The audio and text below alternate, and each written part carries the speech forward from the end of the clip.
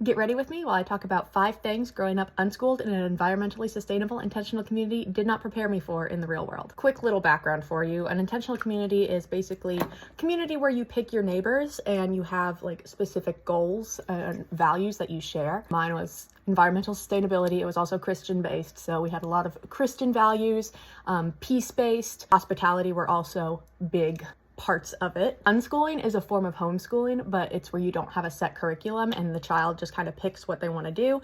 Now, lately it's been turned into something kind of right-wing and bad where the kids don't actually get an education, but my parents were very like, here's what you need to learn.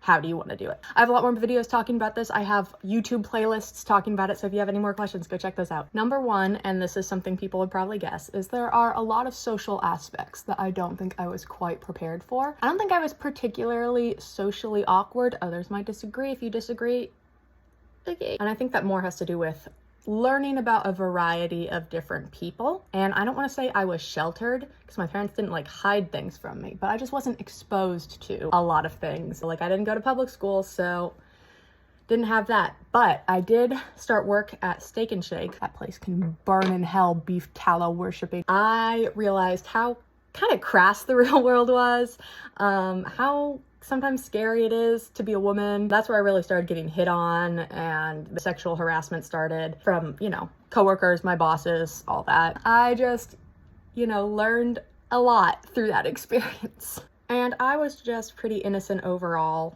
Still kind of am. I was not dating a lot. Like all the homeschool boys sucked. So that was one thing. Did not go to any college parties. I didn't drink until I was 21. I had one boyfriend in high school and we kept it pretty PG.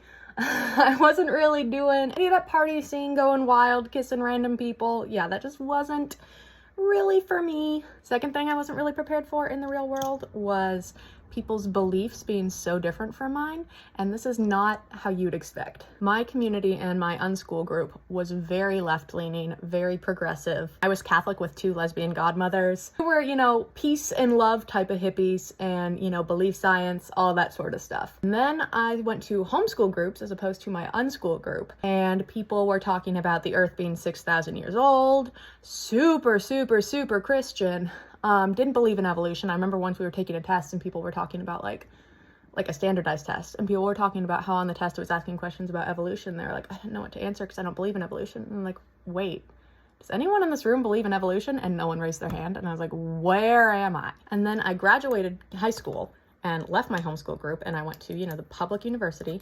I was kind of talking about these experiences to people, like thinking like that was just a weird homeschool thing.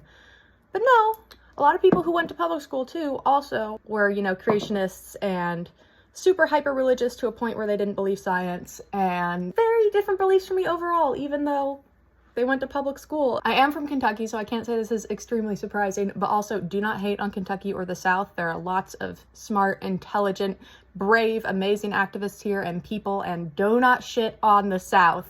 Anyway, but that was a real shock to me. I think this is number 3 that I wasn't really prepared for, is honestly kind of how to interact in a class. I had classes in my homeschool group and I was really kind of defiant towards the teachers when I didn't like what they were saying, and I could have been a lot more respectful, and looking back on that, I cringed so hard. I was very firm in my beliefs. I went from unschooled, where I had a lot of control and creative liberties, to a class where it was just memorize these words for a test. And I was not about that way of schooling, but I was rude. I was causing scenes. I feel so bad for that, my first English teacher, because I was not nice.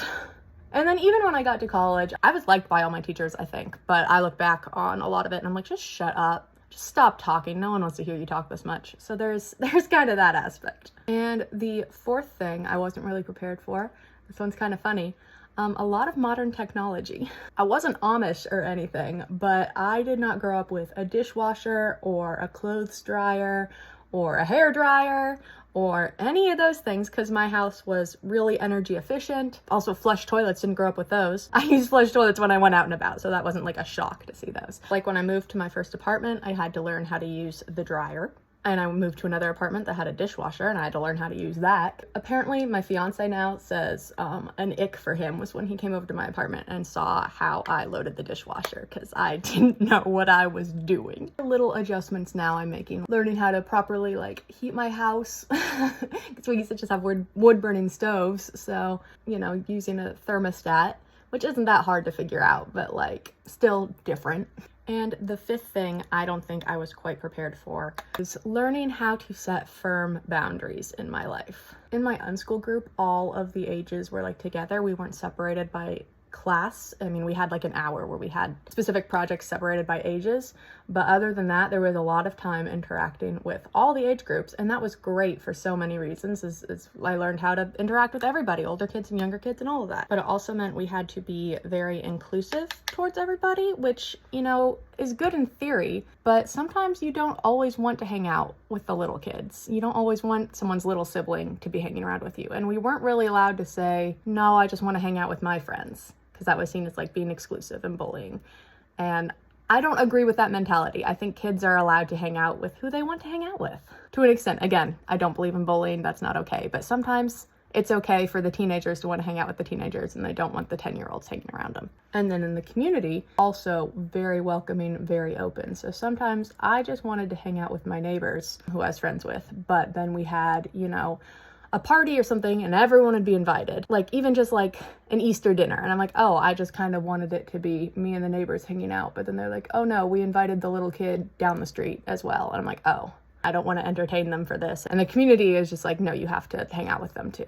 We also had a community house that was shared by the neighbor family, and a lot of guests came through to stay in that house too, and so I had to share, that's where our TV was and the computer, so I had to share that space with the neighbors, which didn't bother me that much, but also whoever was staying in that house. And sometimes I just wanted my own space to relax, play my computer games, you know. So because of always being inclusive, always having that hospitality, I have a lot of people-pleasing tendencies. I have a hard time saying no. It's something I've been working through in therapy, of like learning to not worry about, I mean, like, you should always worry about people being left out. I don't want to have the message of don't include people, but it's also okay to say, this is my space, this is my time, or I want this time set aside for these people. I don't have to include everybody. I don't like this person for whatever reason.